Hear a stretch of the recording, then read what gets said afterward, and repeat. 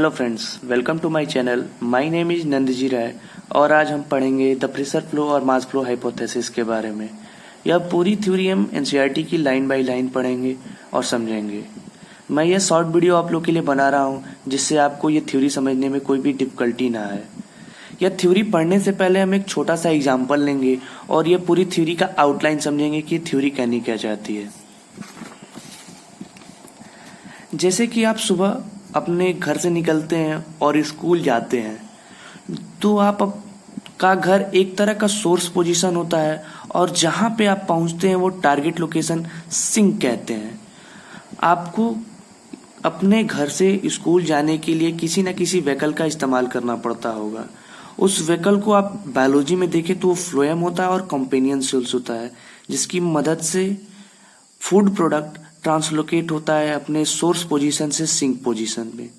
Vehicles को चलने के लिए जैसे पेट्रोल डीजल का यूज होता है वैसे ही ट्रांसलोकेट करने के लिए किसी भी फूड प्रोडक्ट को एटीपी का इस्तेमाल होता है बायोलॉजी में, adenosine triphosphate.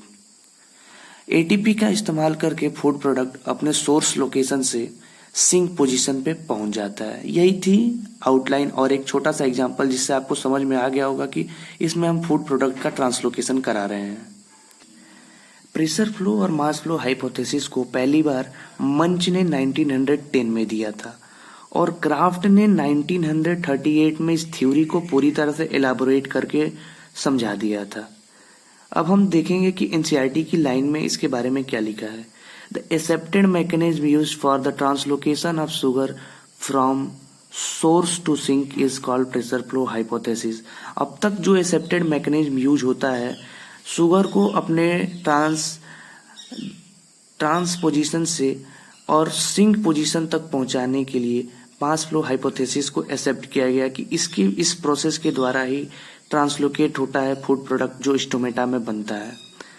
As glucose is prepared at the source by photosynthesis is converted to sucrose or disaccharide। जो फोटोसिंथेसिस का मेन प्रोडक्ट होता है ग्लूकोज वो स्टोमेटा में बनता है और स्टोमेटा बनने के बाद वो एक डाइसेक्राइड में कन्वर्ट हो जाता है जिसको हम सुक्रोज कहते हैं और यही सुक्रोज वहां से ट्रांसफर होकर अपने टारगेट लोकेशन तक पहुंचता है जहां इसका यूज होता है। The sugar is then moved in the form of sucrose into the companion cells and then into the living phloem sieve tube cells by active transport। Sucrose अपने सोर्स पोजीशन से निकल के कॉम्पेनियन सेल्स में जाता है एक ATP की मदद से, एडिनोसिन ट्राइफॉस्फेट की हेल्प से ये कॉम्पेनियन सेल्स में पहुंच जाता है और वापस कॉम्पेनियन सेल्स से ये अपने फ्लोएम सेल्स में पहुंच जाता है जिसमें सीव ट्यूब्स होती हैं।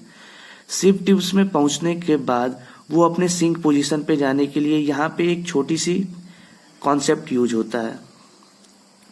The process of loading at the source produce a hypertonic condition in the phloem.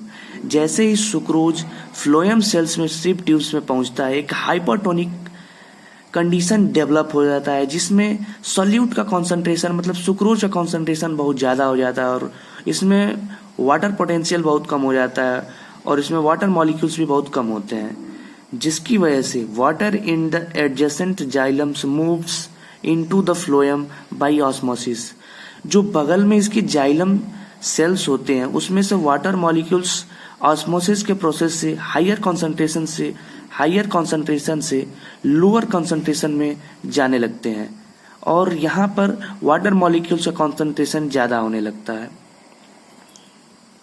As osmotic pressure builds up in the phloem, sap will move area to lower pressure।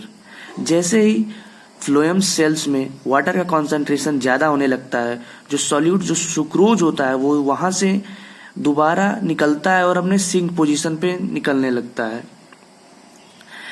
Again active transport is necessary to move sucrose out of the phloem।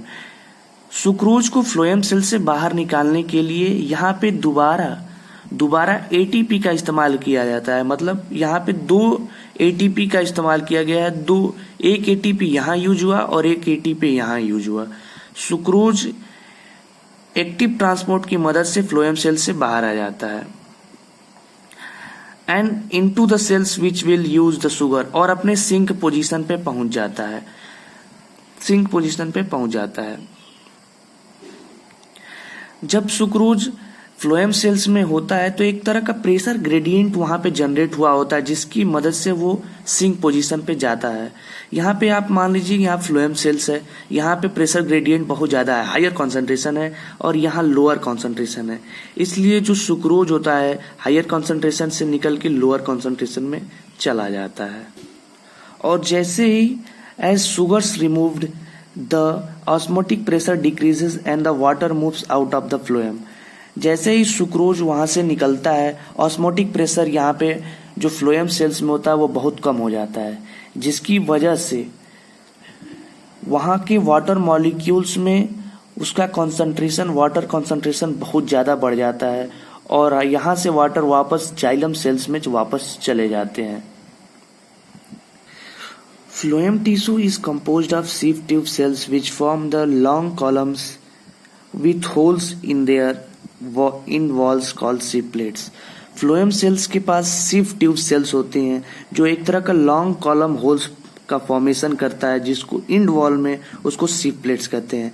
Cytoplasmic strand pass through the holes into the sieve plates, so forming continuous filaments as hydrostatic pressure in the sieve tube of phloem increases and pressure flow begins and the sap moves through the phloem. जो cytoplasmic strand होता है ये कुछ नहीं, ये plasmodesmata ही होता है, इसमें इसको मेंशन नहीं किया है। थ्रू होल्स प्लाज्मोडेस्मेटा से हेल्प से ही सुक्रोज जो होता है वो फ्लोएम सेल से बाहर आता है। Meanwhile at the sink upcoming sugars are actively transported out of the phloem and removed as a complex carbohydrate.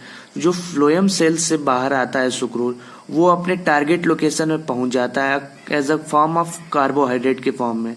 The loss of solute produce a high water potential in the phloem and water passes out and returning eventually to the xylem. जैसे ही phloem cell से sucrose बाहर आता है, water potential बहुत ज्यादा हो जाता है उसमें, जिसकी वजह से वाटर जो होता है वापस अपने जाइलम सेप में वापस पहुंच जाता है, क्योंकि जाइलम में वाटर का पोटेंशियल कम हो जाता है और वाटर का पोटेंशियल ऑस्मोसिस के प्रोसेस से अपने वापस पोजीशन पे पहुंच जाता है, हायर कॉन्सेंट्रेशन से लोअर कॉन्सेंट्रेशन में। ये पूरी थ्योरी अब खत्म हो चुकी है। Thank you for watching this video. अगर इस वीडियो में मिस्टेक हो तो आप जरूर कमेंट करके बताएं और मैं उसको एडिट कर दूंगा। Thank you for the watching.